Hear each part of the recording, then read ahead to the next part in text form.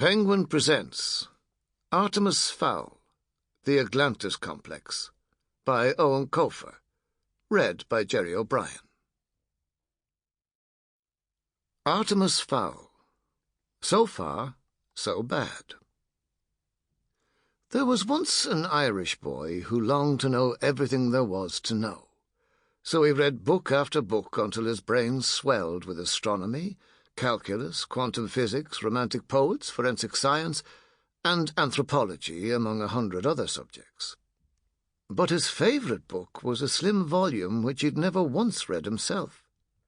It was an old hardback that his father often chose as a bedtime tale, entitled The Crock of Gold, which told the story of a greedy bucko who captured a leprechaun in a vain effort to steal the creature's gold. When the father had finished reading the last word on the last page, which was fin, he would close the worn leather-bound cover, smile down at his son, and say, "That boy had the right idea. A little more planning and he would have pulled it off," which was an unusual opinion for a father to voice. A responsible father, at any rate, but this was not a typically responsible parent. This was Artemis Fowl Sr., the kingpin of one of the world's largest criminal empires. The son was not so typical either. He was Artemis Fowl II, soon to become a formidable individual in his own right, both in the world of man and in the fairy world beneath it. A little more planning, Artemis Jr. often thought as his father kissed his forehead. Just a little more planning. And he would fall asleep and dream of gold. As young Artemis grew older, he often thought about the crock of gold. He even went so far as to do a little research during school time and was surprised to find a lot of credible evidence for the existence of the fairy folk. These hours of study and planning were nothing but light-hearted distractions for the boy until the day his father disappeared in the Arctic following a misunderstanding with the Russian mafia. The Fowl Empire quickly disintegrated, with creditors crawling out of the woodwork and debtors burrowing into it. It is up to me, Artemis realized, to rebuild our fortune and find father. So he dusted off the leprechaun folder. He would catch a fairy and ransom it back to its own people for gold. Only a juvenile genius could make this plan a success, Artemis correctly concluded. Someone old enough to grasp the principles of commerce, yet young enough to believe in magic.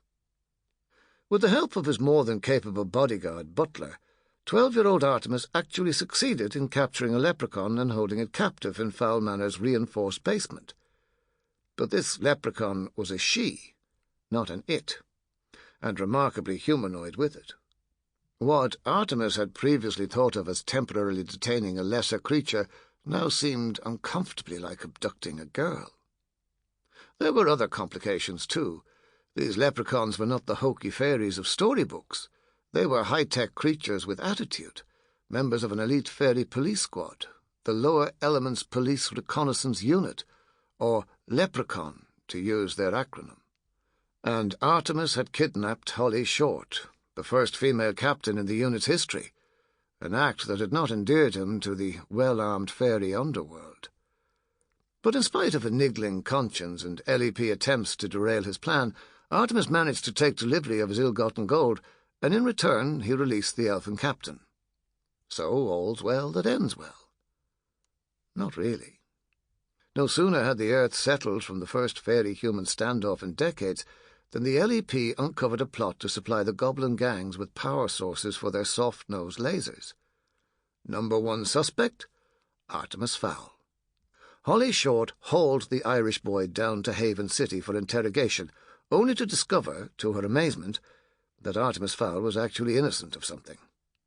The two struck an uneasy bargain, where Artemis agreed to track down the goblin supplier if Holly would help him to rescue his father from the Russian gang that held him prisoner. Both parties upheld their respective ends of the bargain, and in the process developed a respect and trust for each other that was underpinned by a shared, sharp sense of humour. Or at least it used to be the case. Recently, things have changed. In some ways, he is as sharp as ever, but a shadow has fallen across our... Sample complete. Ready to continue?